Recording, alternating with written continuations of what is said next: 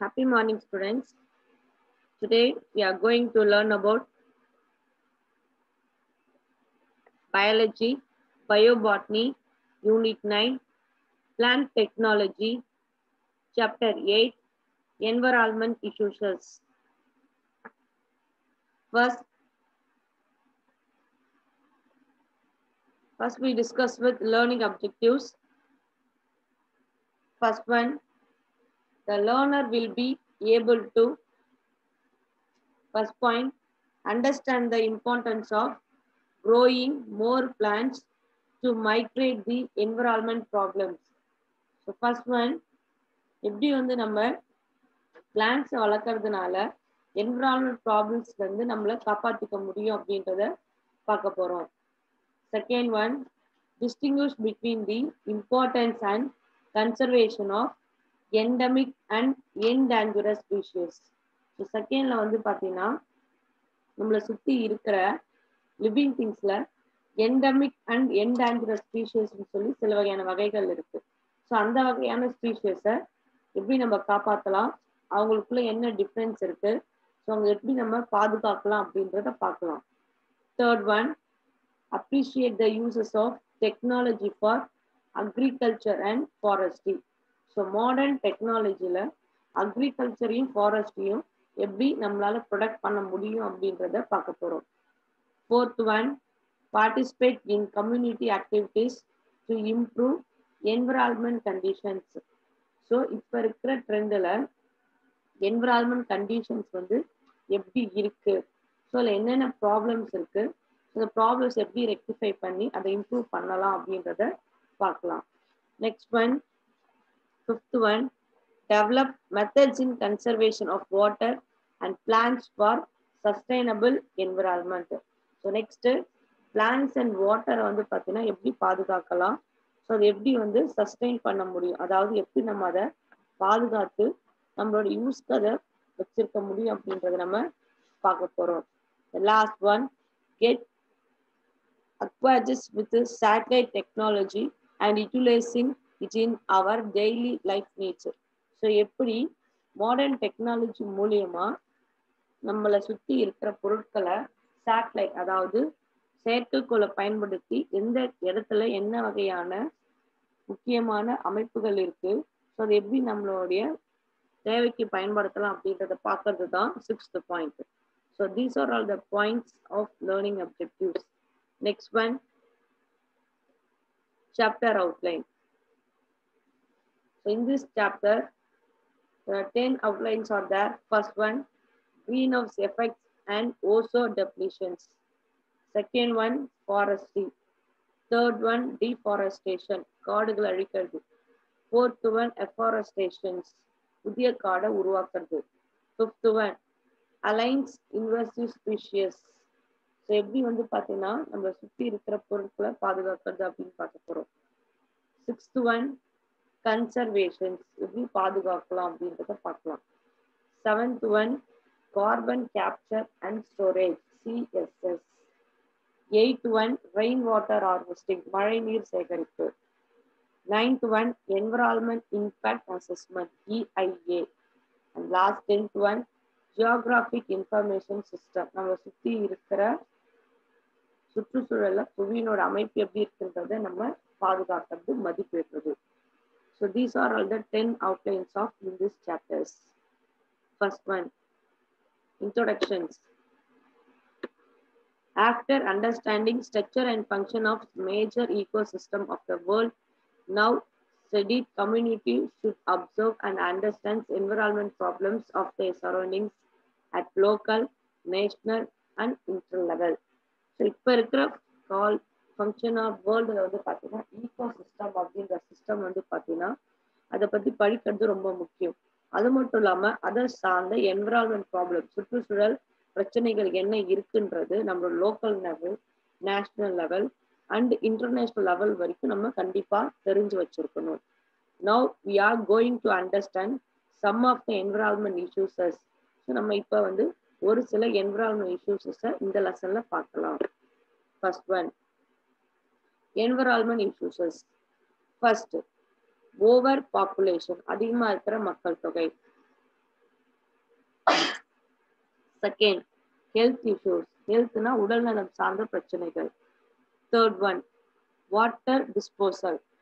எப்படி வேஸ்ட் வாட்டரை நம்ம வெளியில் அனுப்புறது அப்படின்றது. Fourth one, all type of pollutions. பொல்யூஷன்னா அனைத்து வகையான மாசுபாடு, அது ஏர், வாட்டரு, சாயில், எதுவானாலும் இருக்கலாம். Fifth one, green house gases, பசுமை இல்ல வாயுக்கள் அப்படின்னு சொல்றோம். Sixth one, ozone depletions. So ozone வந்து அதனுடைய பிரெத், அதோட டெப்த் வந்து குறையிறது. And seventh one, water, energy, food scarcity. So நீர், நம்மளுடைய எனர்ஜி, ஆற்றல், உணவு பற்றாக்குறையை பற்றி பார்க்க போறோம். எய்த் ஒன், டீஃபாரஸ்டேஷன், காடுகளை அழிக்கிறது. நைன்த் ஒன், கிளைமேட் சேஞ்சஸ், காலநிலை மாற்றம் எப்படி நடக்குது அப்படின்னு பார்க்க போறோம். Last one, industrialisation, urbanisation impacts, தொழில்மயமாதலும் நகரமயமாதலால என்ன பிரச்சனைகள் இருக்கு அப்படின்றத பார்க்க போறோம். So these are all the important environment issues of today. So இப்போ இருக்கிற காலகட்டத்தில் இந்த வகை அந்த என்விரான்மெண்ட் இஷ்யூஸ் தான் அதிகமாகிட்டே இருக்கு. First one, over population. Second one, health issues. Third one, waste disposal. Fourth one, all type of pollutions. Fifth one, green house gas. Sixth one, ozone depletions. Seventh one, water, energy, food scarcity. Eighth one, deforestation. Ninth one, climate changes. And finally, 10th one, industrialization, urbanization impacts. The next one, environmental issues are the problems and harmful effects created by humans, unmindful activities, and over-utilization of valuable resources obtained from the nature. So environment issues அப்படின்னு சொல்கிற சூழ்நிலை சார்ந்த பிரச்சனைகள் வந்து பார்த்தீங்கன்னா mostly வர்றதுக்கு காரணம் ஹியூமனோட activities. At the same times அவங்களுடைய தேவைக்கு அதிகமாக இயற்கை வளங்களை, நேச்சுரல் ரிசோர்ஸஸை பயன்படுத்துறதுனாலையும் நம்மளுக்கு வந்து பார்த்தீங்கன்னா என்விரான்மெண்ட் இஷ்யூஸ் வர்றதுக்கு காரணமாக இருக்கு. Students should understand not only the environmental issues we are facing now, but also find solutions to rectify or reduce these problems. As a students வந்து நம்ம environment problems தெரிஞ்சுக்கிறது மட்டும் இல்லாமல் அந்த ப்ராப்ளம்ஸை எப்படி நம்ம சால்வ் பண்ண முடியும் அப்படின்றதையும் நம்ம கண்டிப்பாக தெரிஞ்சுக்கணும். Countries of the world wise agrees that sometimes needs to be done about this impacts environment issues. Many global sustains conference and conventions are regularly conducted by the United Nations, and may steps are taken to minimize human-induced issues by citizens agreements with around 150 countries. So இப்போ இருக்கிற ட்ரெண்டில் வந்து பார்த்தீங்கன்னா முக்கியமாக United national அப்படின்ற UN வந்து பார்த்தீங்கன்னா நம்மளை சுற்றி இருக்கிற வேர்ல்டில் அதிகமாக இருக்கிற என்விரான்மெண்ட் இஷ்யூஸை கம்மி பண்ணுறதுக்காகவும் அது குறைக்கிறதுக்காகவும் அதுக்கான அவேர்னஸ் வரணும் அப்படின்றதுக்காக நிறைய கான்ஃபரன்ஸு, நிறைய ப்ரோக்ராம்ஸ்லாம் ப்ரிப்பேர் பண்ணியிருக்காங்க. ஸோ அதில் பேஸ் பண்ணி இது வரைக்கும் 150 கண்ட்ரிஸ் வந்து பார்த்தீங்கன்னா அதில் சைன் போட்டு என்விரான்மெண்ட் இஷ்யூஸை குறைக்கிறதுக்கு ட்ரை பண்ணிட்டு இருக்காங்க. Drastic increase in population resulted in damage for more productivity of food materials, fibers, fuels, which leads to many environmental issues in agriculture, land use modifications, resulting in loss of biodiversity, land degradations, reduction in fresh water availability, and also resulting in man-made global warmings by greenhouse gases, even alternating climate changes. So இப்போ இருக்கிற முக்கியமான அமைப்பில் over population, அதாவது அதிக மக்கள் தொகை பெருக்கம் அப்படின்றது வந்து பார்த்தீங்கன்னா நம்மளுடைய உற்பத்தியான ஃபுட் மெட்டீரியல்ஸ் உற்பத்தி, ஃபைபர்ஸாக இருக்கட்டும், ஃபியூல்ஸ், இது எல்லாத்தையுமே வந்து பாதிக்குது. அது மட்டும் இல்லாமல் அதை சார்ந்து இருக்கிற என்விரான்மெண்ட், அதாவது சுற்றுச்சூழலில் இருக்கக்கூடிய agriculture, land, biodiversity, land degradation, fresh water, அந்த அவைலபிலிட்டி, இது எல்லாத்தையுமே வந்து பார்த்தீங்கன்னா இந்த பாப்புலேஷன் அப்படின்ற ஒரு சிங்கிள் பார்ட்டு தான் வந்து அஃபெக்ட் பண்ணுது. ஸோ இதனால global warming, green house cases, அதே மாதிரி கிளைமேட் சேஞ்சஸ், காலநிலை மாற்றம் அப்படின்னு சொல்லி நிறைய ப்ராப்ளம்ஸ் இப்போ நம்ம ஃபேஸ் பண்ண வேண்டிய கண்டிஷன்ல இருக்கிறோம். So next one, the first topic 8.1, greenhouse effects and global warming. Greenhouse effects is a process by which radiant heat from the sun is captured by gases in the atmosphere that increase the temperature of the earth ultimately. So green house cases அப்படின்ற cases வந்து பார்த்தீங்கன்னா சன்ல இருக்கிற heat எனர்ஜியை capture பண்ணி நம்மளோட எர்த்தோடைய டெம்பரேச்சரை increase பண்ணுது. So அப்படிப்பட்ட கேசஸ் தான் நம்ம என்னன்னு சொல்றோம்னா கிரீன் ஹவுஸ் கேசஸ் அப்படின்னு சொல்றோம். The gas that capture heats are called greenhouse gases. So எந்தெந்த கேஸ் எல்லாம் சன்லைட்ல இருந்து வரக்கூடிய ஹீட்டை அப்சர்வ் பண்ணி எர்த்தோட டெம்பரேச்சர் இன்க்ரீஸ் பண்றாங்களோ அவங்கள கிரீன் ஹவுஸ் கேசஸ் சொல்றோம். That is called which includes carbon dioxide CO2, methane CH4, nitrous oxides N2O, and varieties of manufactured chemicals like chlorofluorocarbon CFC. Increase in greenhouse gases leads to irreversibility changes in major ecosystem and climate pattern. So இந்த gases-ஆல நம்மளுடைய temperature increase ஆச்சுன்னா ஆட்டோமேட்டிக்காக நமக்கு first வர problem வந்து பார்த்தீங்கன்னா climate change, காலநிலை மாற்றம். For example, coral ecosystem is affected by increasing in temperatures, especially coral bleachings observed in Gulf of Mannar in Tamil Nadu. So பவழப்பாறைகள் அப்படின்ற சொல்ல பார்ட் வந்து பார்த்தீங்கன்னா இந்த கிரீன் ஹவுஸ் எஃபெக்ட்ஸால ரொம்ப அதிகமாக பாதிக்கப்படுது. முக்கியமா வந்து பார்த்தீங்கன்னா கல்ஃப் ஆஃப் மன்னார் அப்படின்ற பிளேஸ் தமிழ்நாட்டில் இருக்கு, அதுதான் அதிகமாக பாதிக்கப்படுது. Next second one, relative contribution of greenhouse gases. So greenhouse gases எந்தெந்த gases எவ்வளவு percentage இன்வால்வ் ஆயிருக்காங்க அப்படின்னா ஃபர்ஸ்ட் ஒன் CO2 தான் 60%, CH4 20%, CFC chlorofluorocarbon 40%, remaining gases வந்து 6%. ஸோ டோட்டலாக வந்து பார்த்தீங்கன்னா 100%ல ஒவ்வொரு கேஸஸோடைய பார்ட்டிசிபேஷனை பேஸ் பண்ணி நம்ம இந்த கிளாசிஃபிகேஷனை வச்சிருக்கோம். This is a relative contribution of greenhouse gases. Next one,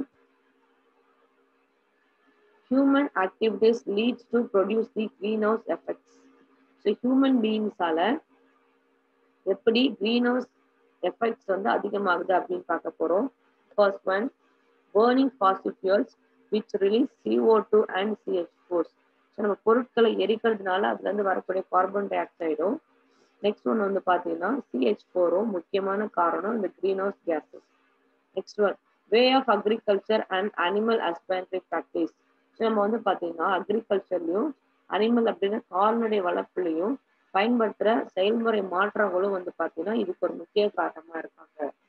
third one, electrical gadgets like refrigerators and air conditioners release chlorofluorocarbons. நம்ம ஆக்சுவலாக யூஸ் பண்ணிட்டு இருக்க ரெஃப்ரிஜிரேட்டர், ஃப்ரிட்ஜாக இருக்கட்டும், ஏர் கண்டிஷனர் அப்படின்னு சொல்கிற ஏசியாக இருக்கட்டும், ஸோ அதில் வந்து யூஸ் பண்ணும்போது அதுலேருந்து வெளியில் வர சிஎஃப்சி அப்படிங்கிற குளோரோஃப்ளோரோகார்பனும் வந்து பார்த்தீங்கன்னா ஹியூமன் ஆக்டிவிட்டிஸ் மூலமாக உருவாகக்கூடிய கிரீன் ஹவுஸ் எஃபெக்ட்ஸ்க்கு காரணமாக இருக்காங்க. Fourth one, the fertilisers used in agricultures which release N2O. அதே மாதிரி நம்ம ஆர்டிஃபிஷியலாக அதாவது யூஸ் பண்ணக்கூடிய ஃபர்டிலைசர்ஸ் கூட அக்ரிகல்ச்சர் ஃபீல்டில் NO2 அப்படின்ற கேஸஸை ரிலீஸ் பண்றாங்க. Next one, the emissions for automobiles, வெஹிக்கல்ஸ்ல இருந்து வெளியில வரக்கூடிய புகை, அந்த கார்பன் மோனாக்சைடும் அதுக்கு காரணமா இருக்கு. The increase in means global temperatures due to increased concentration of green house gases is called global warming. So அதனால நம்மளோட குளோபல் டெம்பரேச்சர் இன்க்ரீஸ் ஆகுது. ஸோ அப்படி இன்க்ரீஸ் ஆகிறது தான் நம்ம என்னன்னு சொல்றோம் அப்படின்னு பார்த்தீங்கன்னா குளோபல் வார்மிங் அப்படின்னு சொல்றோம். One of the reasons for this is overpopulation, which creates growing needs for food, fibers, and fuels, and considers to be the major causes of global warming. So global warming நால நமக்கு அதிகமாக வரக்கூடிய முதல் problem வந்து பார்த்தீங்கன்னா food, சாப்பாடு, fibres and fuels, இது எல்லாத்துக்கும் வந்து பார்த்தீங்கன்னா இந்த ஓவர் பாப்புலேஷனும் காரணமாக இருக்குது. ஸோ அதனால நம்மளுக்குள்ள பற்றாக்குறை ஏற்பட்டு நிறைய ப்ராப்ளம்ஸ் வர ஆரம்பிக்குது. These are all the human activities leads to produce the greenhouse effects. So next one, effects of global warming. Global warming நால என்ன ப்ராப்ளம்ஸ் வருது அப்படின்னு பார்க்க போறோம். First one, rise in global temperatures which causes sea levels to rise as polar ice caps and glaciers begins to melt, causing submergence of many coastal cities in many parts of the world. So global warming, வெப்பம், புவி வந்து வெப்பம் மாறதுனால நம்மளை சுற்றி இருக்கிற polar ரீஜியன்ல இருக்கிற ice பியர்ஸ்லாம் வந்து பார்த்தீங்கன்னா உருகி சீ லெவல் இன்க்ரீஸ் ஆகும். ஸோ அப்படி சீ லெவல் இன்க்ரீஸ் ஆகும்போது அதை சுற்றி இருக்கிற அந்த கோஸ்டல் ஏரியாஸ்ல வந்து பார்த்தீங்கன்னா ஆட்டோமேட்டிக்காக ஃப்ளட்டு அண்ட் சுனாமி இது மாதிரி நேச்சுரல் டிசாஸ்டர்ஸ் ஏற்பட்டு அங்கே இருக்கிற பீப்புள்ஸ்க்கு நிறைய ப்ராப்ளம்ஸ் வர சான்சஸ் இருக்கு. Second one, there will be a drastic changes in weather patterns bringing more floods in some areas. So அந்த குளோபல் சேஞ்ச், அதாவது குளோபல் டெம்பரேச்சர்னால நம்ம ஏர்த்தில் டெம்பரேச்சர் அதிகமாகிறதுனால திடீர்னு கிளைமேட் சேஞ்சஸ் ஃபார்ம் பண்ணி ஃப்ளட்டு ஒரு இடத்துல அதிகமாக மழை அதிகமாக பொழியறதுக்கோ ஒரு சில இடத்துல மழையே பொழியாம ட்ரஃப்ட் அப்படின்ற ஒரு வறட்சி ஏற்படவும் காரணமா இருக்கு. And third one, biological diversity may get modified. Some species range gets refined and tropics may face the problems of decreased food population. அதே மாதிரி பயாலஜிக்கல் டைவர்சிட்டி அப்படின்ற உயிர்த்திரள் தொகுப்புல வந்து சில மாற்றங்கள் ஏற்பட்டு ஒரு சில ஸ்பீஷியஸ் அழியறதுக்கு காரணமாகவும் இருக்கு. சம்டைம்ஸ் மோஸ்ட்லி வந்து பார்த்தீங்கன்னா டிராபிக் அண்ட் சப் டிராபிக்கல் லெவல்ல இருக்கிற உயிரினங்கள் எல்லாமே வந்து பார்த்தீங்கன்னா ஃபுட் ப்ரொடக்ஷன், அதாவது உணவு உற்பத்தி குறைஞ்சி அதுக்கு பற்றாக்குறை ஏற்பட்டு அவங்களுக்குள்ள ப்ராப்ளம்ஸ் வரவும் நிறைய சான்சஸ் இருக்கு. So these are all the effects of global warming. Next one,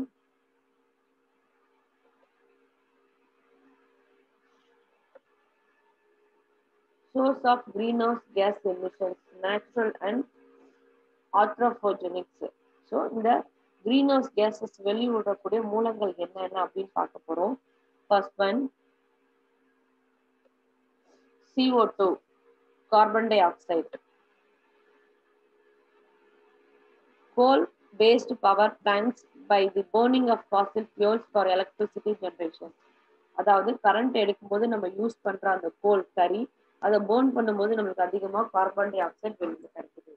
second one, combustion of fuels in the engines of automobiles, commercial vehicles and airplanes contribute the most of global warming. அதே மாதிரி நம்ம use பண்ற வெஹிக்கல்ஸ்ல இருந்து வெளியில வர அந்த monoxide, carbon monoxide அப்படின்ற கண்டென்ட்டாலையும் global warming increase ஆகிறதுக்கு அதிகமாக இருக்கு. And third one, agriculture practice likes suitable burning result in emission of CO2. Sometimes வந்து பார்த்தீங்கன்னா நம்ம அக்ரிகல்ச்சர் லேண்ட் அறுவடை செஞ்சதுக்கு அப்புறம் அது எஞ்சி இருக்கிற பொருட்களை வந்து நம்ம என்ன பண்றோம்னா எரிக்கிறோம். அப்படி எரிக்கும் போது வெளியில வர CO2னாலையும் நம்மளுக்கு அந்த கிரீன் ஹவுஸ் கேஸஸ்னாலையும் ப்ராப்ளம்ஸ் வர சான்சஸ் இருக்கு. And last one, natural form organic matters, volcanos, worms, oceans and sediments. அது மட்டும் இல்லாமல் இயற்கையாகவே வந்து பார்த்தீங்கன்னா எரிமலை வெடிக்கிறதுனாலையோ இல்லை கடலில் வந்து ஏற்படக்கூடிய சில வகையான மாற்றங்கள்னாலையும் வந்து பார்த்தீங்கன்னா கிரீன் ஹவுஸ் கேஸஸ் அதிகமாகி இந்த வேர்ல்டில் அதனோட டெம்பரேச்சர் அதிகமாகிறதுக்கு காரணமாக இருக்குது. ஸோ ஃபர்ஸ்ட் ரீசன் வந்து பார்த்தீங்கன்னா carbon dioxides. And second one, methane. Methane is 20 times as effective as CO2 at trapped heat in the atmosphere. Methane வந்து பார்த்தீங்கன்னா கார்பனை கம்பேர் பண்ணும்போது 20% ஹீட்டை வந்து ஈஸியாக அப்சர்வ் பண்ணக்கூடிய கெப்பாசிட்டி மீத்தேனுக்கு இருக்கு. It shows or attributes paddy cultivation, cattle rearing, bacteria in water bodies, fossil fuels productions, ozone, non-wetland soils and forest wildfires. Mostly வந்து பார்த்தீங்கன்னா இந்த மீத்தேன் வந்து பார்த்தீங்கன்னா எங்கே அதிகமாக இருக்குது அப்படின்னு பார்த்தீங்கன்னா நம்ம பேடி யூஸ் பண்ணுறோம்ல அந்த கல்டிவேட் பண்ண அந்த இடத்துல கேட்டல் ரியாரிங்கில் வாட்டர் பாடிஸ், பாக்டீரியா அதிகமாக இருக்கிற வாட்டர் பாடிஸ், ஏன்னா பாக்டீரியா வந்து ஆனரோபிக் ரெஸ்பிரேஷன் பண்ணும்போது கார்பன் டை ஆக்சைடு யூஸ் பண்ணுறாங்க. ஃபாசில் ஃபியூல்ஸ் ப்ரொடக்ஷன்ஸு, அதே மாதிரி ஓஷன்ஸு, நான் வெட்லேண்ட், அதாவது எந்த ஒரு வேலையும் செய்யாமல் இருக்கிற சாதாரணமாக இருக்கிற அந்த நான் வெட்லேண்டு, ஃபாரஸ்ட் ஆர் வைல்ட் ஃபயர்ஸ், திடீர்னு ஏற்பட காற்று, இதன் மூலியமா வந்து பார்த்தீங்கன்னா மீத்தோனை கண்டென்ட் அதிகமாகி இந்த மீத்தன் சன்கிட்ட இருந்து வர ஹீட் எனர்ஜி அப்சர்வ் பண்ணி ஏர்த்துக்கு கொடுக்கறதுனால ஏர்த்தில் இருக்கிற டெம்பரேச்சர் இன்க்ரீஸ் ஆகி குளோபல் வார்மிங் ஏற்படுது. And third one, NO2. N2O அப்படின்னு means nitrous oxides. So nitrous oxides வந்து பார்த்தீங்கன்னா it is naturally produced in oceans from biological sources of soil and water due to microbial actions and rainforests. Mostly வந்து NO2 வந்து பார்த்தீங்கன்னா பூமியில் இருக்கிற தாவரங்களாலையும் அதனோட அதிகரிப்புனாலையும், next வந்து பார்த்தீங்கன்னா நம்ம மழை பெய்யுதுன்னு சொல்றோம்ல அந்த மழை, கடல், அந்த மூலியமா வந்து பார்த்தீங்கன்னா அந்த காடுகள்ல இருந்து இந்த NO2 அப்படின்ற நைட்ரஸ் ஆக்சைடு அதிகமாக உருவாகுது. Man-made sources includes nylon and nitric acid productions, uses of fertilizers in agriculture, manure cause, which catalyst converters and burning of organic matters. அது மட்டும் இல்லாம மனிதனால உருவாக்கக்கூடிய nylon nitric acids fertilisers use பண்றோம்ல அந்த அக்ரிகல்ச்சர்ஸ் அதுல இருந்து கூட இந்த நைட்ரஸ் ஆக்சைடு உருவாகி நம்ம ஹீட் எனர்ஜி அப்சர்வ் பண்ணி நம்ம எர்த்தோடைய டெம்பரேச்சர் இன்க்ரீஸ் பண்ணி குளோபல் வார்மிங் ஏற்படுறதுக்கு காரணமா இருக்கிறாங்க. So these are all the some examples of greenhouse emissions products. The next one, strategies to lead with global warming. So global warming தடுக்கிறதுக்கு என்னென்ன வழிமுறைகள் இருக்கு அப்படின்னு பார்க்கலாம். First one, increasing the vegetations cover grown more trees. First வந்து பார்த்தீங்கன்னா அதிகமா மரங்களை நம்ம வளர்க்க ஆரம்பிக்கணும், செடிகளை வளர்க்கணும். Second one, reducing the uses of fossil fuels and greenhouse gases. So Fazil fuels அப்படின்னா தொல்பொருள் படிமங்களை பயன்படுத்துறது நிறுத்தினா ஆட்டோமேட்டிக்காக க்ரீன் ஹவுஸ் கேஸஸ் வெளியில் வர்றது நின்று போயிடும். ஸோ அப்போ பூமியோட டெம்பரேச்சர் இன்க்ரீஸ் ஆகாது. Third one, developing alternate renewable sources of energy. So நம்ம எனர்ஜிக்கு யூஸ் பண்ண ப்ராடக்ட் பதிலாக ஆல்டர்னேட்டாக, அதாவது க்ரீன் ஹவுஸ் கேஸ் வெளியில் வராத ஆல்டர்னேட் சோர்ஸை வந்து நம்ம யூஸ் பண்ணலாம். Fourth one, minimising uses of nitrogenous fertilisers and aerosols. So mostly வந்து பார்த்தீங்கன்னா நைட்ரஜன் கண்டென்ட் இருக்கிற ஃபர்டிலைசரை யூஸ் பண்ணாமல் வேற ஏதாவது ஃபர்டிலைசர்ஸை நம்மளால என்ன பண்ணலாம், யூஸ் பண்ணுறதுக்கு நம்ம ட்ரை பண்ணலாம். So these are all the strategies to leads with global warming. So global வார்மிங்கை குறைக்கிறதுக்கு என்னென்ன வழிமுறைகள் இருக்கு அப்படின்றத நம்ம பார்த்துட்டோம். So thank you students. Today class over. Today we are going to learn about first one, learning objectives. Second one, chapter outline, and third we discuss with some environment issues like overpopulation, health issues, waste disposal, all type of pollutions, greenhouse gases, ozone depletions, water, energy, food scarcity, deforestation, climate change, industrialization, urbanization impacts. And next we discuss with greenhouse gases and global warming. So greenhouse gases and global warming. And next, effects of global warming. The next one, sources of greenhouse gases emission, natural and anthropogenic, artificial. First one, CO2, carbon dioxide. Second one, methane. And third one, N2O, nitrous oxides. So last we discuss with categories to deal with global warming. And last one, so thank you students. Read well, don't waste your time.